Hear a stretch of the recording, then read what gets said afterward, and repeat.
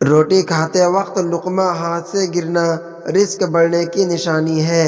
رات کو گھر میں جھاڑو دینا گھر میں نحوست آنے کی علامت ہے۔ طوطے کا گھر میں اڑ کے آ جانا گھر میں خوشیاں آنے کی علامت ہے۔ مور کا گھر میں اڑ کر آ جانا جلد اچھا رشتہ آنے کی نشانی ہے۔ گھر میں کتے کا آ جانا گھر میں رزق کی کمی ہو جانے کی علامت ہے۔ گھر میں چوہوں کا زیادہ ہو جانا گھر میں بیماریوں کے بڑھنے کی علامت ہے۔ گھر میں لکڑی کی چیزوں کو سیوی لگنا گھر میں مصیبتیں آنے کی علامت ہے۔ کھڑے ہو کر کپڑے بدلنے سے عمر میں کمی ہو جاتی ہے۔ کنگھا دے کر سونا جلد رزق بڑھنے کی علامت میں سے ایک علامت ہے۔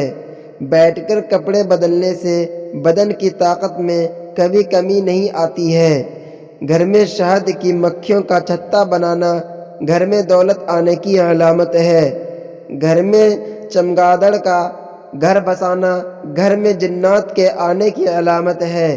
گھر میں مکڑی کا بچے پیدا کر دینا گھر میں جادو ہو جانے کی نشانی ہے۔